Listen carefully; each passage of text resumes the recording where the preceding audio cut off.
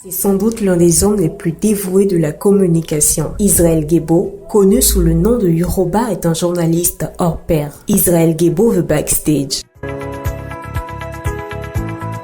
Il est 6 heures. Israël est sur pied prêt à affronter une journée riche en aventures. Méditation, petit déjeuner, bonne humeur et direction Ivoire, l'entreprise qu'il a fondée il y a de cela 8 ans.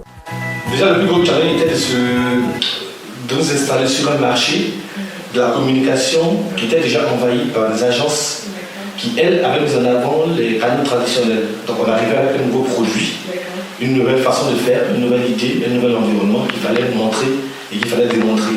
Et je pense qu'au bout de 2, 3, 4 ans, on a réussi quand même à nous imposer et à avoir de la clientèle ici, mais surtout à l'étranger. Aujourd'hui, il n'y est plus car il a passé la main à d'autres jeunes formés par lui. Journaliste de cœur, entrepreneur dans l'âme, retour sur ses grands challenges. La première difficulté était d'ordre pécuniaire parce que toute entreprise a besoin d'argent. Donc on n'avait pas beaucoup de moyens. Nous avons commencé dans le salon de mon père à Angers avec mes amis. Lorsqu'on commençait, on avait un ordinateur pour 6 personnes. Donc la journée était compartimentée en 6. Le matin, moi, je faisais tout ce qui était administratif. Ensuite, le chargé de marketing s'occupait de travailler dessus. Ensuite, les rédacteurs. Ensuite, le développeur, lui, travaillait à lui chez nous, mon ordinateur. Alors, beaucoup de sacrifices personnels, mais je pense que les sacrifices sont moins importants que ce qu'ont fait mes amis avec qui on était engagés dans l'aventure. Certains travaillaient déjà. Ils ont dû démissionner de leur entreprise. Renvoyer leur famille même au village parfois, dormir sur place en entreprise parce que c'était compliqué. Moi je me souviens que parfois on marchait de Angers, Château jusqu'à Cocody. Parfois on avait un seul repas par jour. C'était vraiment compliqué. Mais ces sacrifices étaient nécessaires. Des heures de travail, sacrifice d'argent, sacrifice de temps, sacrifice d'énergie, parfois même sacrifice de loisirs ou de vie familiale pour certains d'entre nous. Mais c'était nécessaire, c'était vraiment nécessaire parce qu'il fallait bâtir cette entreprise, il fallait la mettre sur pied, il fallait la faire grandir, il fallait qu'elle porte des fruits. Et aujourd'hui, je suis très content de voir là où Ivoire est arrivé, même si je ne suis pas. Israël Gebo est un homme qui se construit en travaillant durement avec passion et abnégation. J'ai un principe de vie et de fonctionnement qui est qu'il faut aller étape par étape. 100 francs plus 100 francs, ça fait 200 francs. Au fur et à mesure jusqu'à atteindre la somme qu'il faut pour vraiment démarrer. Et je pense que le manque de moyens ne peut pas être un frein à la mise en place ou au commencement l'exécution d'une idée. Au contraire, c'est un bon moyen, un bon stimulant. Il n'y a pas que le digital qui le passionne, les actions communautaires également. Les actions communautaires, je vais commencer par mon association qui s'appelle Génération Innovante, qui a été créée il y a quelques années déjà, qui a pour but de présenter de nouveaux modèles de réussite aux jeunes, de leur montrer une autre façon de faire, de les sensibiliser, de les informer, de les former, et de permettre en fait que ces jeunes-là puissent finalement avoir des repères.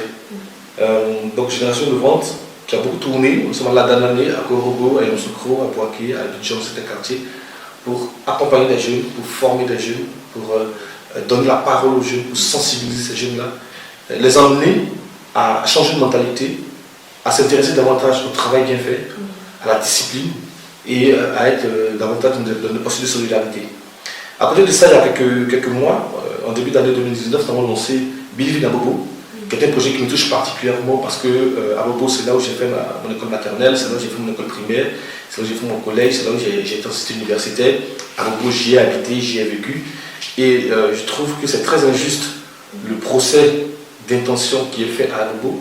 Nous avons déjà réalisé un Abobo Tour, nous avons pris des personnes qui ont envie de découvrir Abobo, nous avons fait le tour. Elles se sont rendues compte qu'en fait, finalement, à Abobo, il y a aussi un bon côté à Abobo. Et ce que nous voulons valoriser, c'est qu'il y a de bon, de bien et de beau à Abobo. Malgré les différents prix emmagasinés, il aspire toujours à davantage former d'autres jeunes. Alors il y a deux raisons. La première raison, c'est que j'ai une sorte de redevabilité en termes de restitution de ce que j'ai appris quand j'étais à Lille vis-à-vis des jeunes de la Côte d'Ivoire. J'ai eu beaucoup de chance d'étudier gratuitement, alors gratuitement non, de bénéficier de bourses d'études quand j'étais en France. Et je pense que mon devoir est de revenir en Côte d'Ivoire et de former les jeunes qui sont ici. Alors vous remarquerez, nos coûts de formation ne sont pas élevés. Il faut juste que ça nous permette de pouvoir couvrir les charges de formation. C'est fait à dessein. Et ça permet également à des jeunes qui ont envie d'embrasser le métier du journalisme, de la communication, à des personnes qui ont envie de faire des réorientations professionnelles, de venir se faire former et d'être sensibilisés au nouveau métier. Prix à la mesure de Israël Guébo qui brique par brique a su se construire. À la Coupe du monde des box, c'était en Allemagne, à Bonn. En 2009, à Dakar, j'ai eu le prix Wachal du meilleur journaliste blogueur d'Afrique de l'Ouest.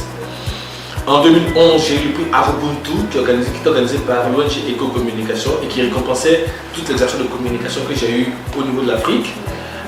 En 2016, j'ai eu le prix Francophonie 35-35, j'espère que j'ai la bonne date, qui est dans la catégorie blog et médias. En 2017, j'ai eu le prix de le deuxième prix de la meilleure entreprise de presse numérique. Et ouais, je crois que j'ai tout dit. Et puis bon, en 2019, j'ai été nommé au conseil d'administration de l'École supérieure du journalisme de Lille, le premier africain et le premier ivoirien à y être entré. Je reste convaincu qu'il faut former, éduquer, sensibiliser, mais en masse. Vraiment en masse. Et l'année prochaine, à partir de 2020, nous allons initier un grand programme d'éducation aux médias numériques et à l'information à travers la Côte d'Ivoire. L'objectif est de former le maximum de jeunes qui après eux-mêmes vont devenir des formateurs pour leur localité, quel que soit l'endroit à travers la Côte d'Ivoire. Donc, vraiment accès formation, accompagnement, sensibilisation et information à travers la Côte d'Ivoire. Surtout avec la région, allant vraiment vers les villes de l'intérieur. Il entend donc remporter d'autres challenges les années à venir.